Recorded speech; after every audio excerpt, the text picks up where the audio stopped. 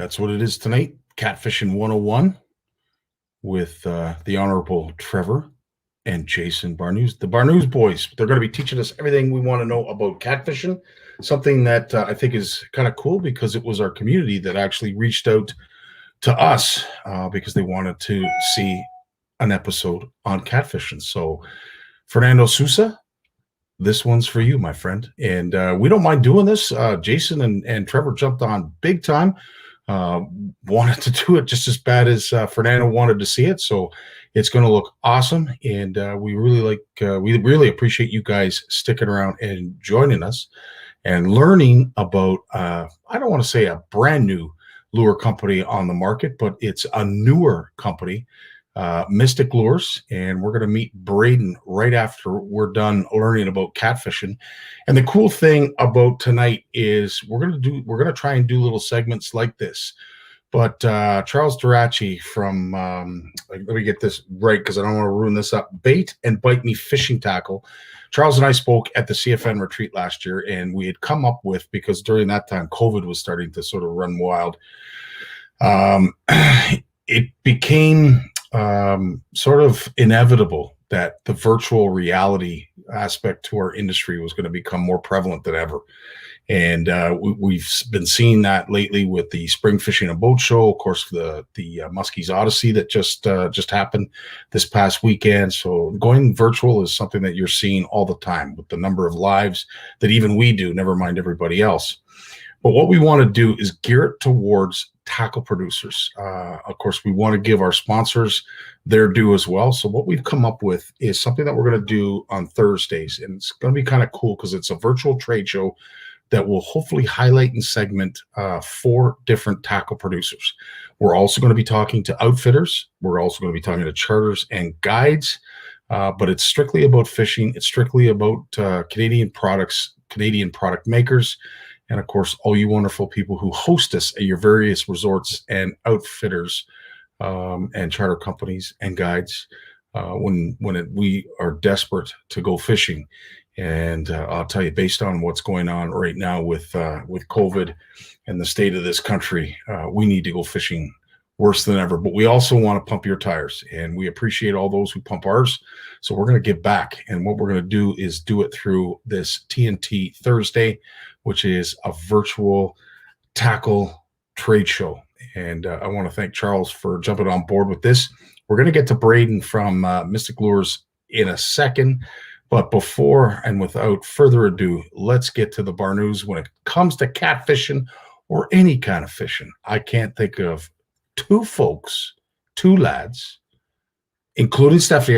I should not neglect Stephanie because she's in there just as much as these 2, but they're the ones that stepped up. And Fernando, as I said, buddy, this one's for you. There they are, the Barnucz boys. How we doing tonight, guys?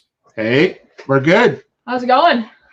Oh, fantastic. Well, listen, I know I posed the question. I think it was Tuesday morning. I said, Fernando Sousa has a request. He wants to learn a little bit more about catfishing and would love to see a show on catfishing. It is becoming a popular fish to target as of late. Not to say that there's not anglers like, say, Bill White, who've been targeting for a number of years, including yourself, including the Fishing Fanatics. We've got quite a few catfish anglers out there. But it is becoming popular. And tell us why, Jay. You know what? I think it's one of those species that you can readily catch. You don't need a boat. You can fish from shore for them. And they're big. Yeah. It's not uncommon to catch even a small channel catch, usually pushing 5 to 6 pounds. I'm going to say the average cast we catch this time of year is anywhere from 8 to 12 pounds. That's not uncommon. Like now as the season goes on, we'll talk a bit about tonight, but as the season goes on, they kind of get smaller, but there's ways to pattern big channel cats pretty much from now till September, all across Ontario and Manitoba and even parts of Saskatchewan, which I've learned this week. You've inspired me, Scotty. So we're going to talk about channel cats across Canada a little bit.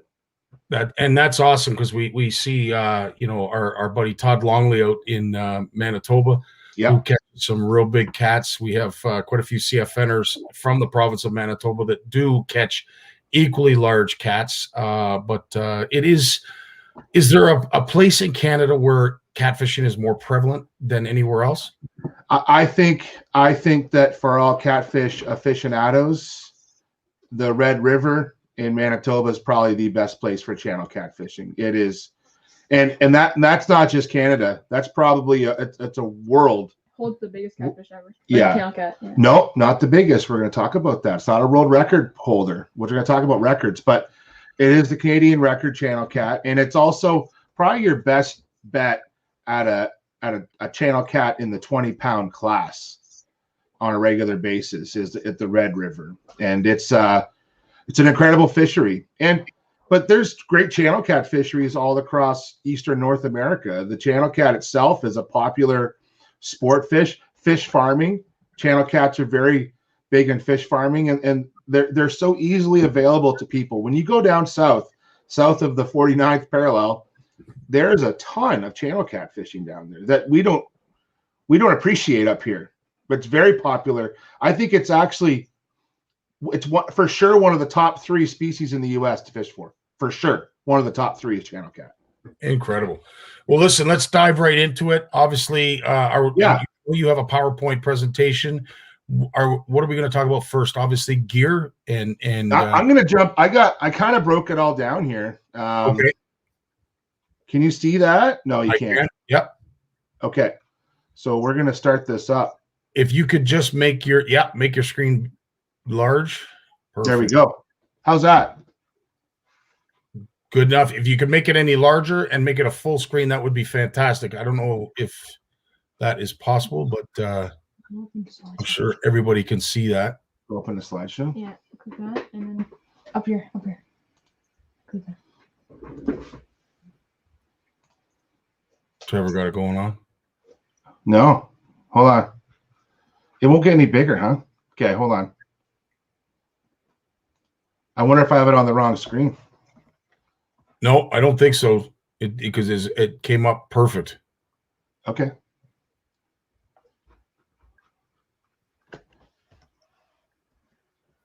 What do you see right now? I can't even see you, but you tell me what you see. I see nothing. I don't even see your screen to share. Okay, hold on. I'm gonna close this. We're gonna try this one more time. Okay. Here we go. Share screen.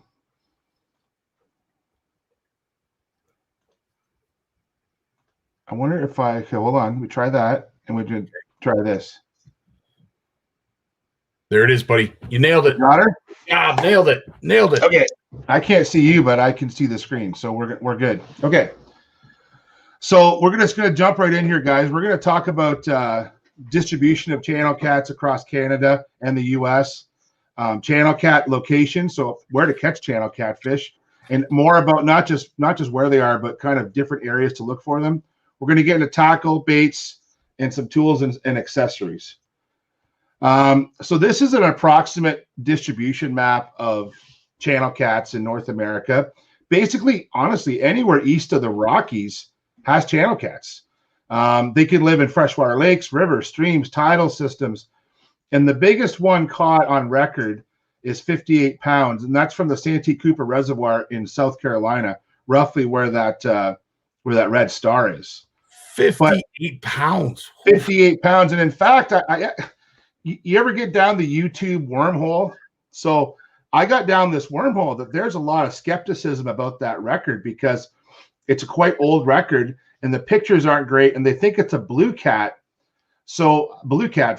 And so I actually found a guy who put it on himself to investigate this record. And after listening to his story, I believe it is a channel cat, but because it's such a large one, the margin of size from that one to other records is pretty incredible. But 58 pounds. But don't count Canada out yet. Manitoba, the master angler record is 46.5 inches, which puts it at approximately 45 pounds that's Manitoba. That'll also be the Canadian record. Ontario, it's 33.36 pounds. Madawaska River, actually, near the town of Denbigh, if anyone knows where that is. Yeah, on your way up through the Ottawa Valley, Madawaska Valley. But if you're driving basically from sort of Bancroft area up towards Petawawa. You drive through Denby, and that's where the Madawaska River record, close to there. And even Saskatchewan has its own record, 14.1 pounds on the tributary of the Assiniboine River. So there's channel catfish to be had for a lot of anglers across Canada. I couldn't find a Quebec record, but there are channel cat in Quebec as well. Very cool. But channel catfish, like where do you start? Like where's a good channel catfish spot? Well, rivers and lakes is where they're found, and you see by the map, they're found just about everywhere. But like other spawning species, channel cats, they have these big seasonal movements. And we talked about steelhead fishing in the fall for the Canadian Fishing Network. Channel cats do the same thing in the spring. Big spring movements. They start in early April, and they'll even move in the late winter too. Into wintering areas in some of the rivers, like the riverine populations, like the Red River, which are always in the rivers. But in the Great Lakes, they'll move from the Great Lakes up into tributaries and then back into the Great Lakes for the summer. So, but there's all these movements, and how do we figure out how to catch these channel cats with all these different movements, spring and summer, and even into late winter? So we're going to talk about that. But a bit of a sleeper thing here is fishing for them on beaches. So not all channel cats are river channel cats. There are lake spawning channel cats. I've seen lake spawning myself in the Long Point area. But after they return from the rivers, they spread out on the lakes. And anybody who's a walleye fisherman on Lake Erie or Lake St. Clair has caught a channel cat. And usually unhappily, because they wrecked their whole rig, because they put up quite a fight, more than a walleye will. And but you can catch them in the beaches all summer along the Great Lakes.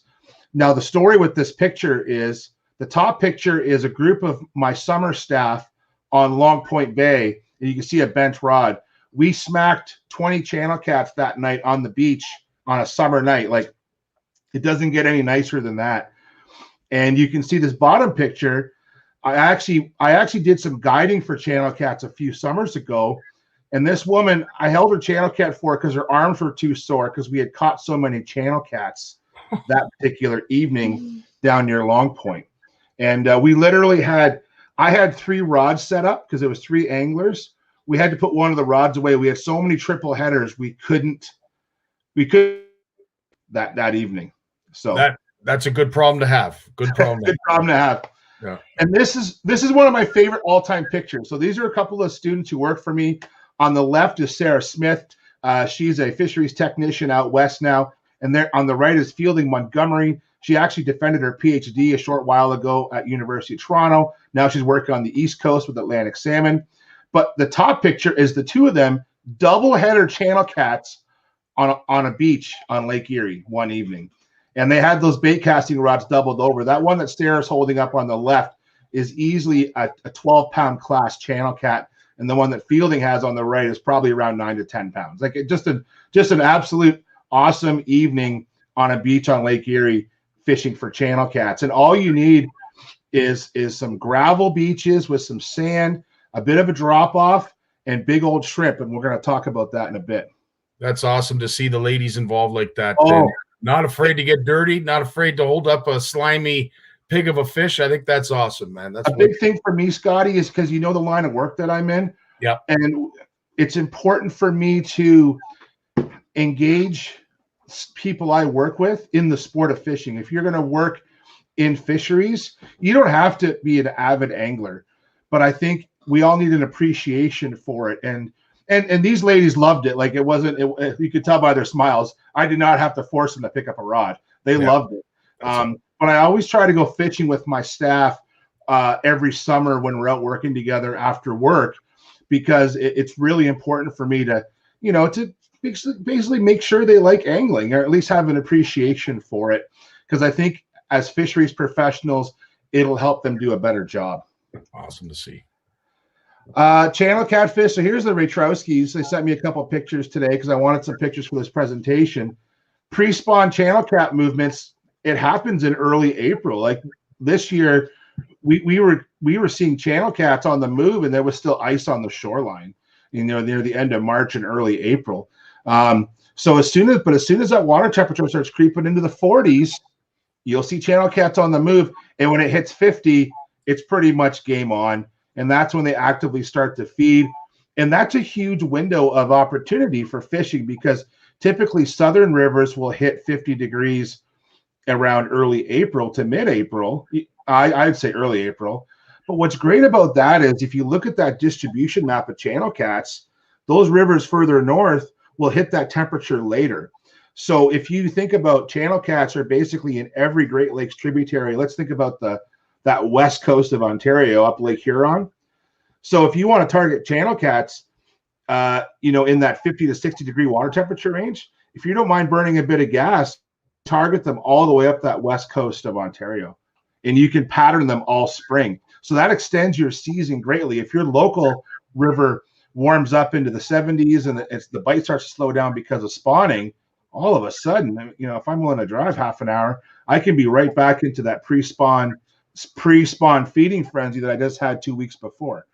So channel cats are really easy to pattern, as long as you're willing to kind of, I recognize what kind of areas they like to hang out in. Now, not to cut you off by any means, Jay, but does it matter what species of catfish you're targeting, or do they typically always hang out in the same place? Well, bullheads don't have the big movements that channel cats do. So, bullheads follow the same sort of water temperature guidelines, but they don't move that far. There's no big seasonal movements of bullhead. But if you have a favorite location for catching bullheads, I would still follow those sort of water temperature guidelines about water temperature getting into the 50s and the 60s. And when they spawn, they get into the 70s. Now, spawning catfish are problematic, and let me explain why. Because channel catfish and bullheads will be the same.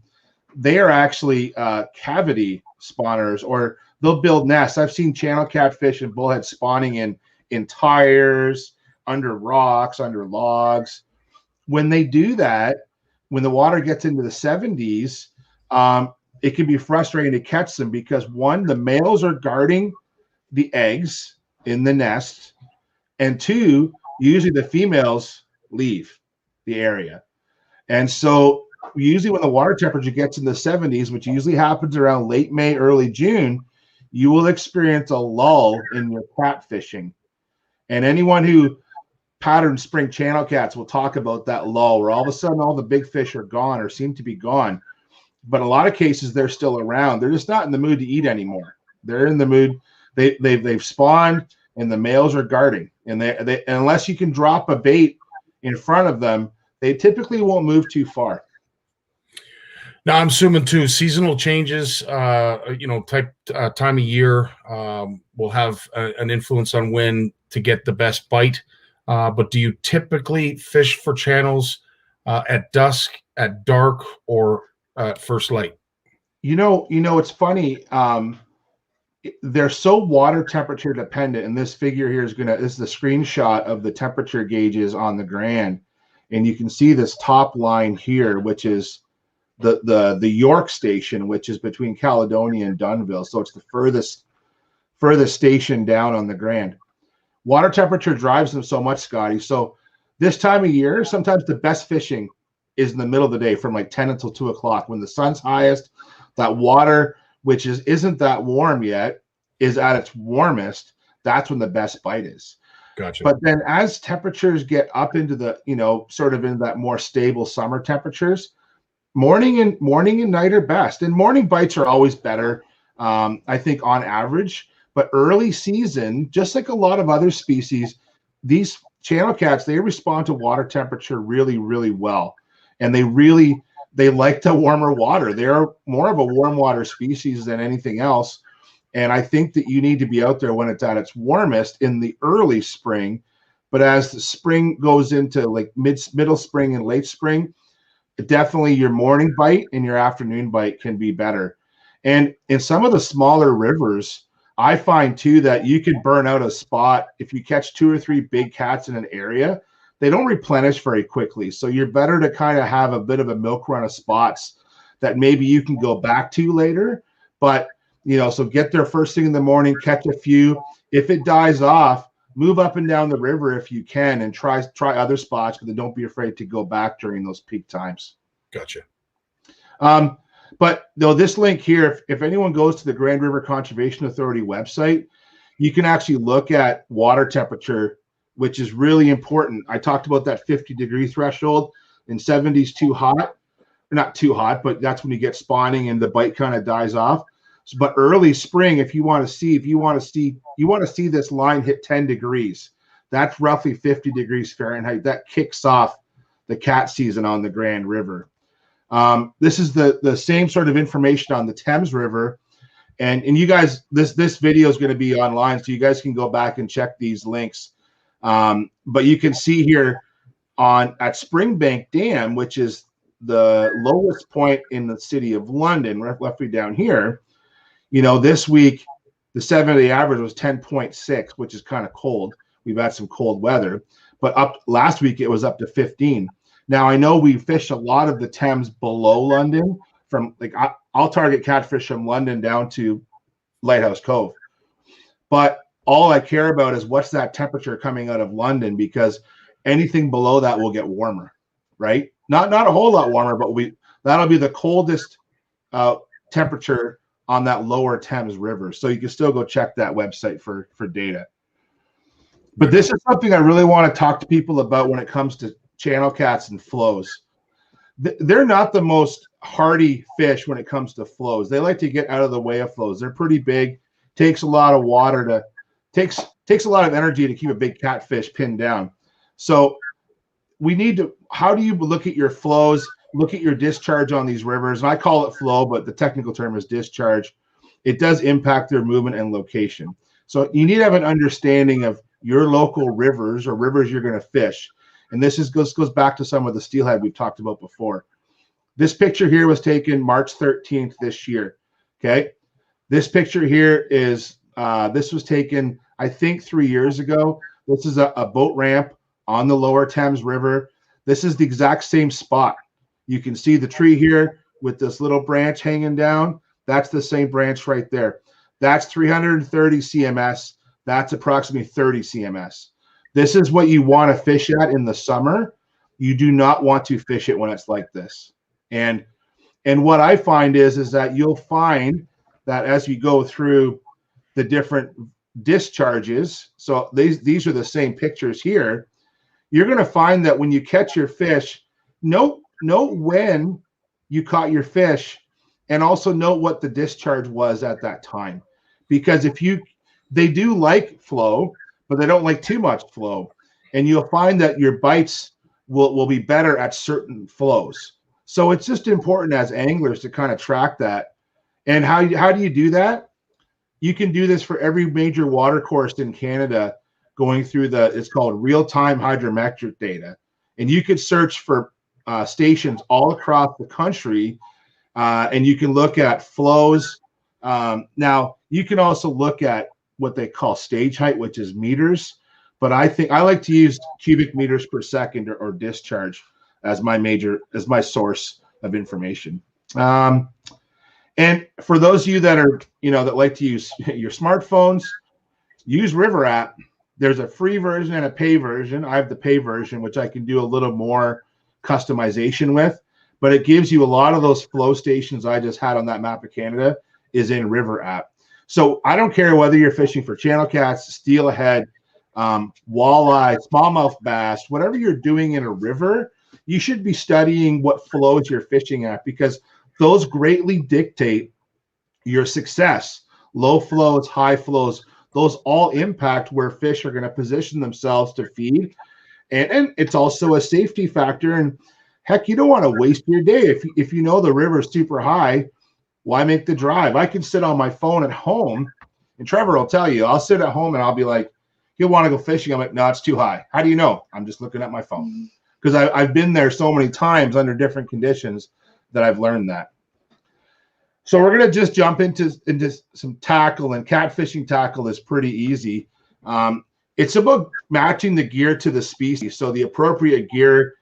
Why is it important? You reduce your fight time, and you'll decrease fish revival time after being caught, and it will increase your chance of survival if practicing catch and release. Okay, I can't stress that enough. That's some of the wording exactly in my Care for Your Catch presentation with the Spring Fishing and Boat Show.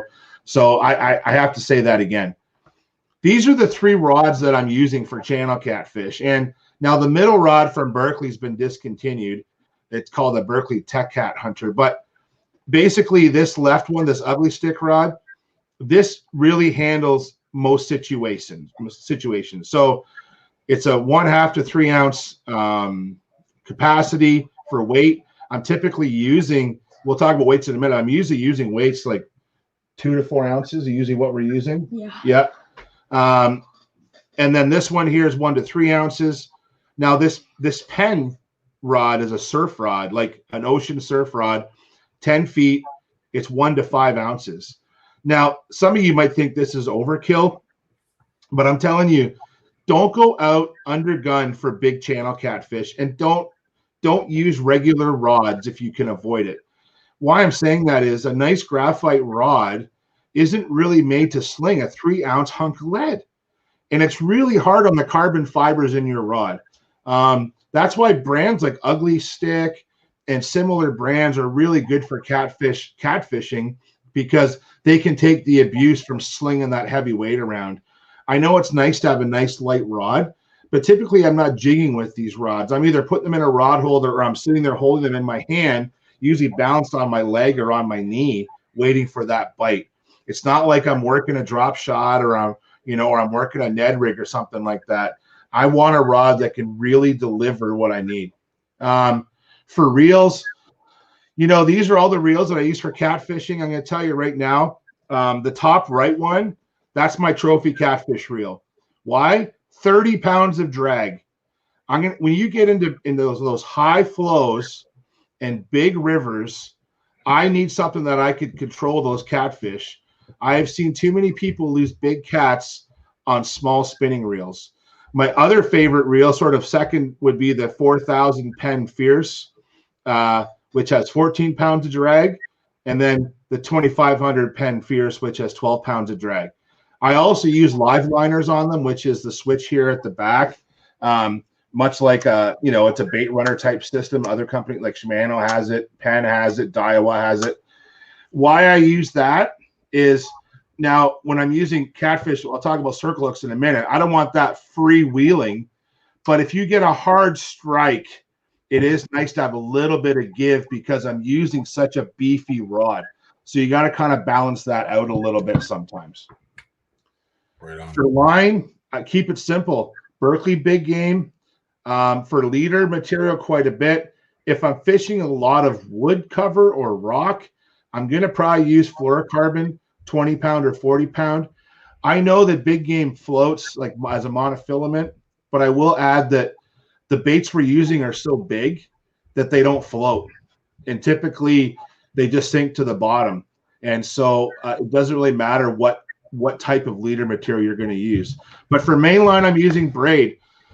Spiderwire Stealth is a good cheap braid, 45 pound. 40 pound is usually what I'm using on my spinning, 65 on my casting reels. Now, I would say that fluorocarbon leaders wouldn't necessarily be important, Jay, simply because these fish they feed by smell and taste as opposed to sight. Would that be correct? Yeah, so channel cats are funny because they feed, so they can sense, so they basically have taste buds around their entire body. Most of them are concentrated at their barbels, not their whiskers, but their barbels as they're tasting. But they have really, really acute taste buds along their entire body, and they live in, like you've seen some of the pictures, the water's so turbid, like you can't see more than not even 4 inches, 2 inches into the water. So you don't need to hide anything from them. But why I like the fluorocarbon is just it's abrasion resistant. It can just put up with the rocks and the logs. Right. So, but big game is a good mono and it floats. and it's cheap. I have that. If I have a monofilament, I have more big game than anything else. It's a great all-purpose rod of line, but definitely fluorocarbon gets the nod when I'm fishing around in rocks and logs. And it goes back to that oversized reels and those rods. When I put the boots to these channel cats, I want to make sure that the channel cats don't go anywhere, because if they go on a breaking run in some of these rivers, I will lose them. Okay. Now, Jeanette just asked a great question. Yeah. Do you need all this just for channel catfish, or are you recommending this for targeting all different species of catfish? So what I would do is everything here is kind of in a relative scale. Let me show you what I'm talking about. So if I talk about hooks, so what we have here is that we have a circle hook, a live bait hook, an octopus hook. It's all about scale. So for example, if I want to target, I want to target red horse. I'm going to go target big suckers in the spring. Okay. Instead of using a great big 8/0 circle hook like that, I'm probably going to use a 3/0 like that with a worm versus cut bait. I'm going to use that same ugly stick rod. I'm going to use probably my Fierce 2000 reel, which is this little guy right here. So a lot of the rod and reel stays the same. I'm not going to use 40-pound fluorocarbon. I'm probably going to take it down to 20-pound or even 15-pound. So the rods I'm using are really tailored to what I would call like a bait fishing, or maybe even like rough fish, if you include like channel cats and basically suckers of all those different sucker species and bullheads. You know, I would use this type of setup for just about any of those sort of live bait situations. Where I might go to a graphite rod is if I was specifically targeting maybe just bullheads and maybe some panfish. I might use a graphite rod so I can feel that bite better. But typically those ugly stick rods, those are great all-purpose rods for just about anything. And the rigs we're going to talk about in a second here cover all of that. So this is a slip sinker rig, okay? And this slip sinker rig, you can use a large flat sinker. I actually prefer to use, and I'll explain why. I actually prefer to use these. Now that's a big weight. That's a 5-ounce weight. But I use that little clip, and that slides onto your line. Why I like that is I can change my weight whenever I want. And some people will say that that causes a lot of tangling when you're casting it.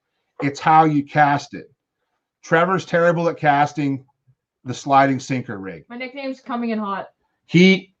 What you want to do is you want to lob it out there so your bait and your weight kind of separate into the air. You don't want to fire it out there so it piles on top of each other. Why I like the sliding rig is because I get less wear and tear on my line. You can see in that picture where if you're using an egg sinker or a sliding sinker like this river sinker, it's a flat sinker, which is kind of like here. Yeah. So there's a 3-ounce flat weight like that. You can put beads above and below it, but it really wears on your line sliding back and forth. And I just really think that the sliding sinker rig works best. The challenge is how you cast it. Right on. So what we'll do, guys, I know there's probably a lot of questions that you guys are going to have. Yeah. We want to make sure that we get to Braden. Yeah, we're almost there. A lot of information being shared here. If you guys could just wait till the end, hopefully throughout the entire segment, your question does get answered. But I do know that Trevor and Jason will be trolling this page and all of the comments that are left. Yeah. So if there are any questions that are left unanswered, they will get to them at some point. But thanks, guys. While we're at this page, I'm going to show you guys at this link. I'm going to show you guys about circle hooks because I think that's important. I'm going to jump back here. Okay, so circle hooks. Can you see that circle hook, Scotty? Yes, I can. Okay. So this is a piece of cut bait. Okay. It's fresh, frozen, a little bit of juice dripping off there. Okay. What I want to do is when I hook on this cut bait, I want to make sure that my gap on my hook stays open. The biggest mistake I see people with using circle hooks is they put too much meat in the gap. See how that gap's open? Yeah. Is that showing up? Yeah. Okay. You don't want to fill this gap. You want to make sure that gap is open, because when that catfish grabs it, the hook needs to rotate inside of the fish's mouth and then get in the corner of the mouth. If you're using too big a piece of meat, or two, you're using too small of a hook and you fill that gap too much, you will lose a lot of fish because they'll bite it, but the hook can't properly rotate. So that's the biggest no-no when it comes to channel cat. So same thing here when I'm hooking on a big chunk of shrimp, which I use quite a bit for channel cat. I want that hook exposed. Gotcha. I learned the lesson the hard way. I used to thread the shrimp around the hook because I'm like, it kind of looks like a shrimp. I lost way too many fish because of that. You need to keep that.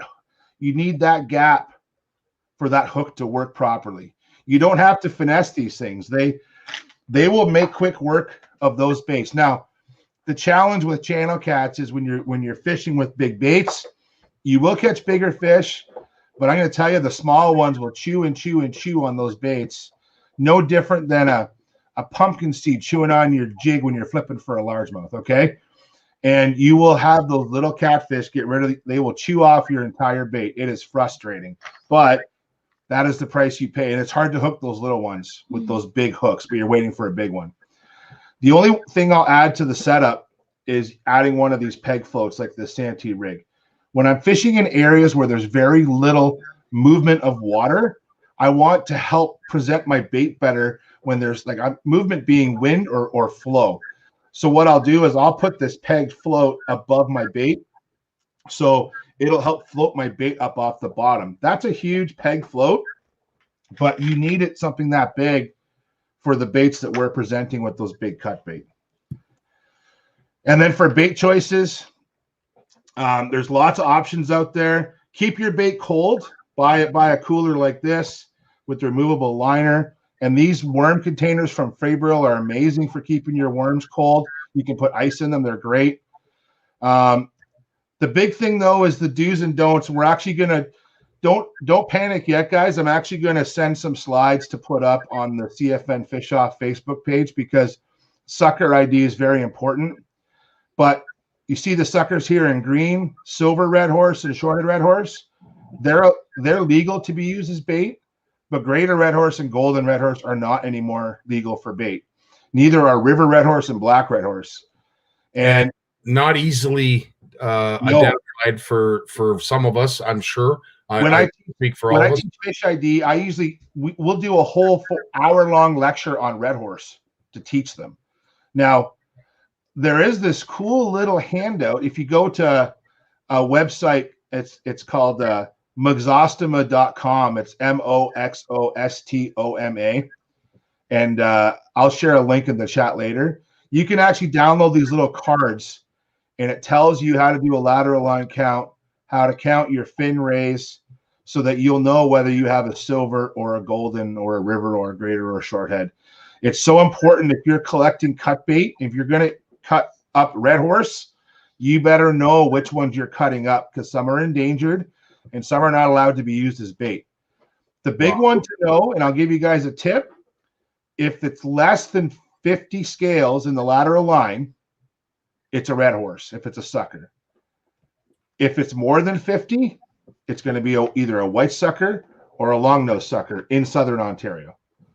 And even up in the Northwest, that would probably still hold true. So you got to know your red horse. Last couple slides. Those almost look like tarot cards. And Kenneth says his friend makes that handout, which is really cool, because I tell you, I thought the CFN judges were just, fish gurus, And then I see this. These are like Cole's notes. These are cheat cards. Well, the guy who makes it is named Olaf. He's a member of the North American Native Fish Association. I met him a few times over the years, and he made these little cheat sheets, and they're pretty accurate. They really, really are. That's and awesome. You could download these JPEGs to your phone, and then you could use it while you're out and about, which is really handy. So very cool. Some simple tools, guys. Pliers, forceps are useful. Bait shears. So for cutting up your bait, removing bait off your hook. You don't have to use these fancy bait shears, but a good pair of utility scissors, a fillet knife for cutting up cut bait, and some scissors. Rod holders are really handy. I use the big surf rod holders on the beach, the bank holders for the bank. I always bring a little stool or a chair, and actually that's part of my tick prevention. We'll talk about that in 1 second. I'm going to tell you guys, please weigh your catfish in the nets. And weigh your net after you release the catfish. I see too many people trying to force a hook from a weigh scale into the gills of a big channel cat, and they're really strong and they're hard to control. I really like the method of know how much your net weighs, put your channel cat in your net, weigh your net with the channel cat in it, release the fish, and then weigh your empty net and subtract that from the weight that you had. Unless you need an accurate measurement, I'm going to say that's the best way to do it. And I'd say you might get a more accurate measurement because those fish tend to calm down in a big net versus thrashing on a hook. Fish grips are okay. I used to use fish grips. I over the last few years, I get away from them entirely. Like I find a big channel cat's just easy to hold on to if you just grip it properly. Grab it by the tail and cradle its belly, and you're going to be fine, and get someone to help you too, which is always handy. But a big net is a handy tool. And, just sort of my public service announcement here, insect repellent. We found 2 ticks in our van this spring already. Not on us, because we wear long pants, long sleeves, and we always wear our rubber boots, our big, tall boots, even if we're not in the mud. But catfishing and mud kind of go hand in hand. So always wear your long boots, tuck everything in, and wear your sun protection, everybody. Like, I can't stress that enough. I've been pretty close to sunstroke fishing for channel cats sitting on the side of a bank. But why I mention a stool, this is part of my tick protection. I'm up off the ground. I'm not lounging in the tall grass along the riverbank. There are a lot of ticks out there, so be aware. And get out there. It's a great way to introduce kids to angling. If you like big fish, go fish for channel cats. So this picture on the left here is Trevor's first channel cat. I want to say he was 6, maybe 5. This was when Trevor skipped school. Didn't go to school one day because he didn't want to go to marine land. He said, Dad, I want to go channel cat fishing instead. And then last year, his personal best at 12.5 pounds. So that is what we got. That's awesome. Fantastic. Well, as I said, guys and gals, if you do have any questions, by all means, make sure you put them in the comments for Trevor and Jason to answer. I'm sure there is still some stuff that perhaps we didn't cover that you have questions for. And I'm speaking, of course, to our CFN audience.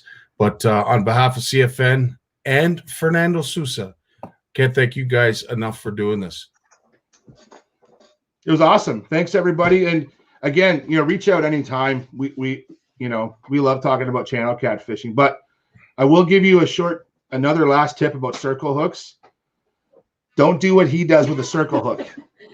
He snap sets it like he's setting into a jig, like a largemouth under a dock. A circle hook, you let the fish take it and you sweep set. And you don't have to jam it. He likes to snap set it, and he loses a lot of fish and a lot of tackle and a lot of bait.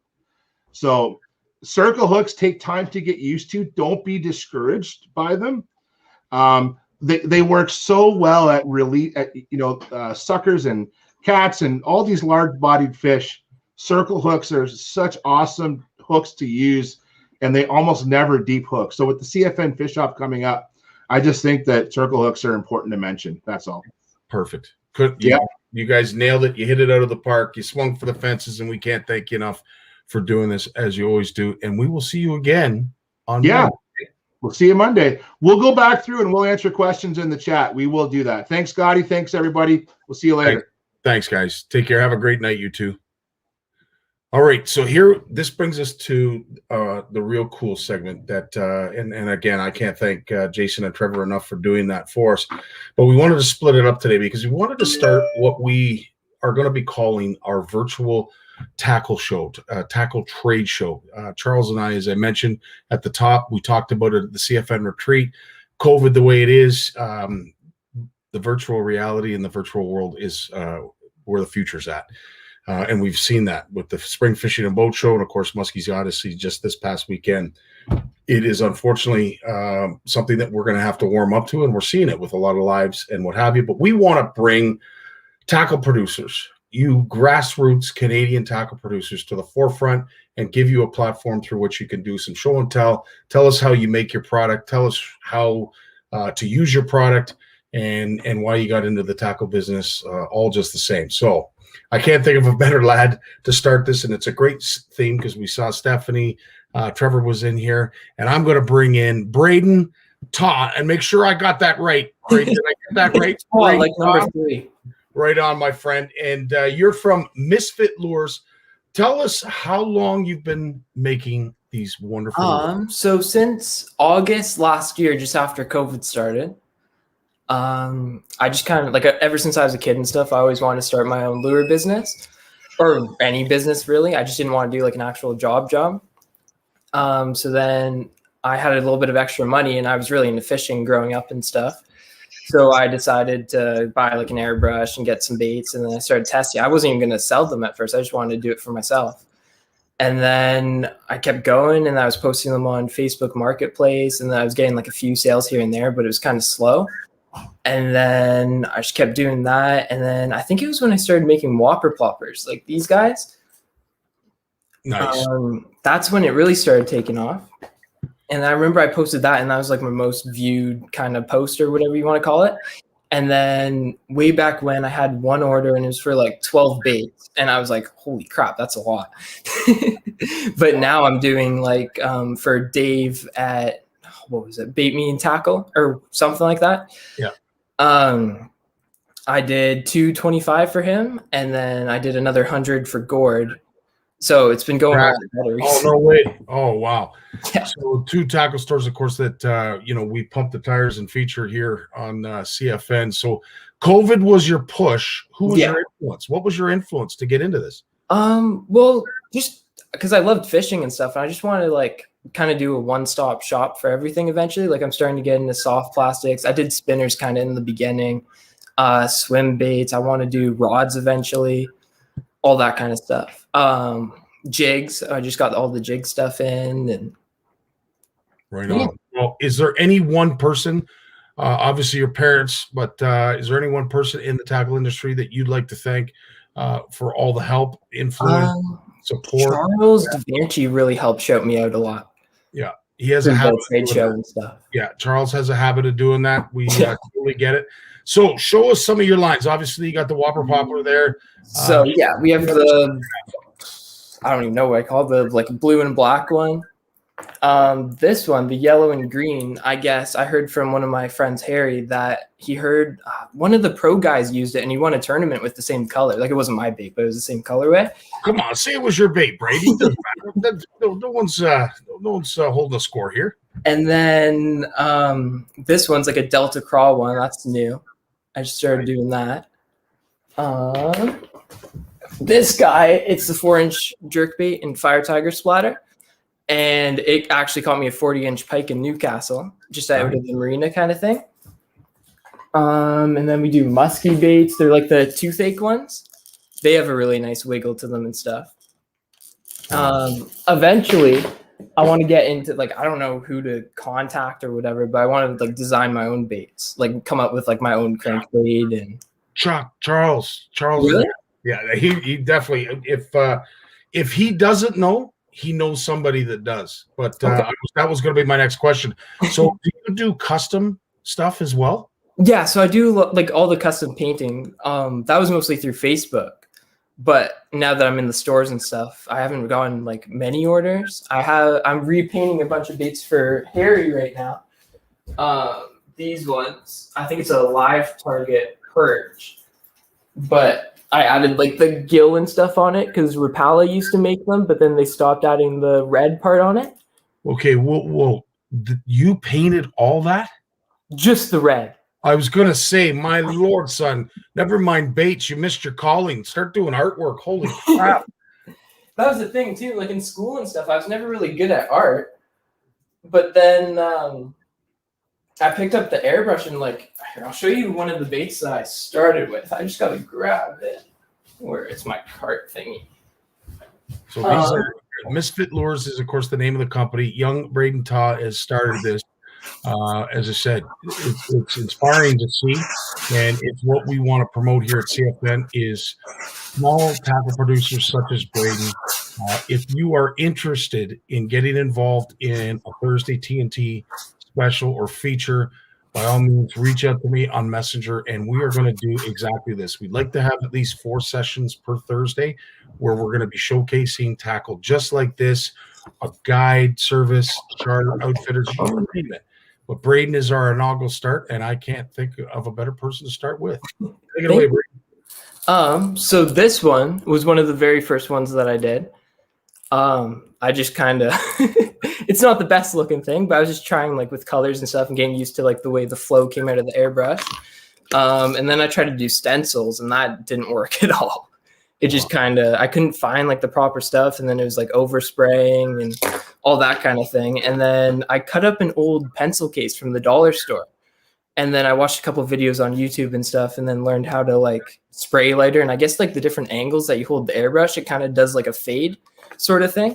Like on this one, it's like really light there or really dark on top, and then it like fades into it there. Yeah. So it's all like how you hold it and stuff. Okay, don't give away all your trade secrets. You're going to want to hang on to that. So, I have to ask, when you do a paint job on a hard body bait like that, are you putting an epoxy finish over top, or have you got? Yeah, so I use like an epoxy resin after. Okay. Is there certain blanks that you prefer using? Does it matter what blanks? If somebody has a certain blank that they would like you to do a custom paint job? I can do anything. Okay. Any baits. So like I said, that was a live target lure. There's Rapala ones that I've done, like just repaints and stuff. But yeah, if you want some baits touched up or anything like that. Where are you located? In Bowmanville, Ontario. Bowmanville, Ontario. Fantastic. And I'll tell you, Braden does some great stuff and is going to continue to do some great stuff, hopefully with some CFN support and the support of many other tackle stores. And this young gentleman has come on here. He reached out to me and asked if he could be a part of the first one of these. And he said, Scotty, I only want to do it if I can somehow give something away to your community. So let me bring that up right now. I just want you guys to take a look at some of this handcrafted beautifulness. So inline spinners, you'll do crankbaits. I don't know what do you call those, Braden? Those undulating type hard baits. I just call them like this guy. The swim bait, is that what you? Yeah, I just call them swim baits. Swim baits. So as you can see, it also includes a beer holder. And what's the large canister? Just a water bottle. Water bottle, right on. So we got about $100 value there that he wanted to make sure that was available to our CFN community, and we're going to get to the giveaway momentarily. So right now, where are your products located, just in case anybody wants to go see them? So they're in Edmonton, Alberta, through Confidence Fishing. He's putting them in his boxes and stuff. Post Box Tackle out of Vaughan. Gord in Peterborough, and then Dave Helmer in Porcupine. Now, do you have a website that anybody can? Yeah, so it's just www.misfitlures.com. All right, and I'm hoping that Bill has posted that up. Let's see if I can find that. There is his Facebook page, so that is one way to get a hold of Braden. And I don't see the website, but of course you've already mentioned it, and we'll make sure that we put it in the comments so that folks can get in touch with you. But in the meantime, this is what is going to be really cool in terms of the giveaway. And we're going to be doing this with all of the featured tackle products when we do our TNT Thursdays.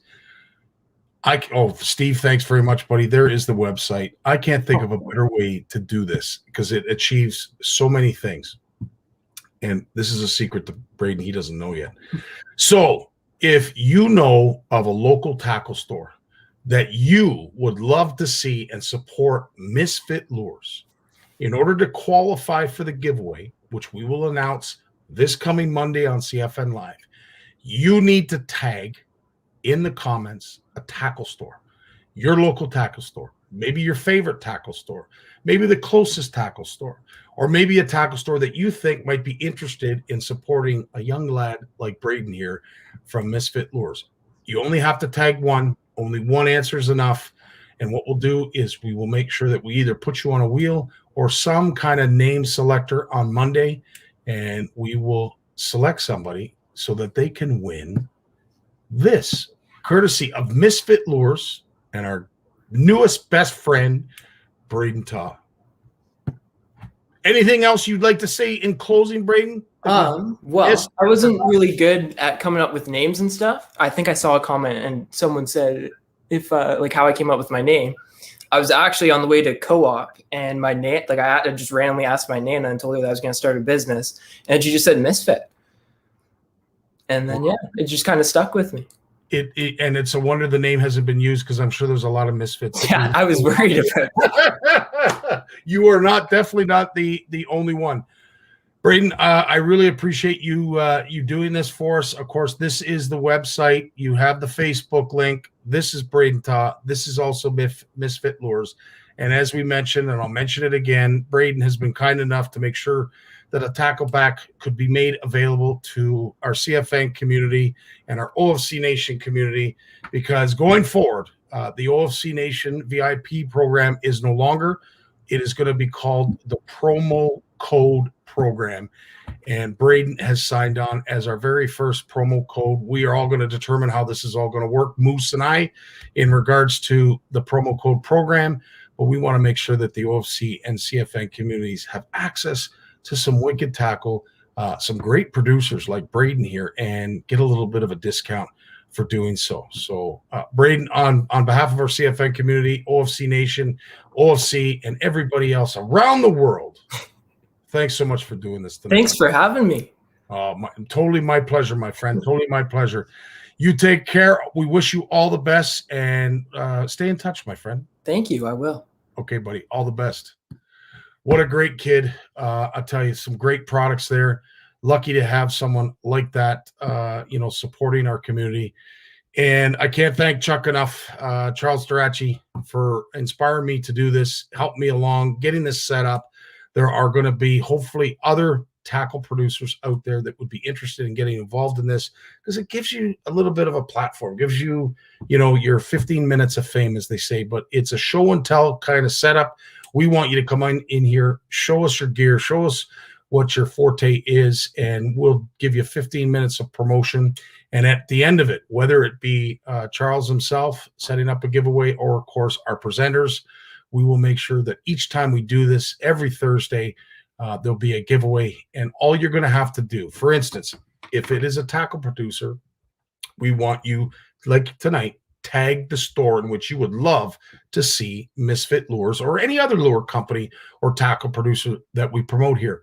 If it's a charter, what we'd love you to do is to tag a friend that if you won the giveaway, you're going to take with you. Same as if it's an outfitter. And if we can think of any other ways to do it, we will certainly do so. But for right now, if you want to win this tackle pack that was so generously donated from a great young up-and-coming tackle producer, Braden Taw from Misfit Lures, this is the way you do it. You tag a store that you would love to see support Misfit Lures. All you have to do is tag one. You don't have to tag multiple ones. You could do that if you want, but as soon as we see your name attached to a blue highlighted tackle store, you're in. We'll add your name to the wheel, and we will hopefully spin it, and you will be our winner come Monday at the end of CFN Live. Until Monday, guys, you guys stay safe, stay classy, stay out of trouble, and we'll talk to you real soon. All the best, and thanks for watching. Peace.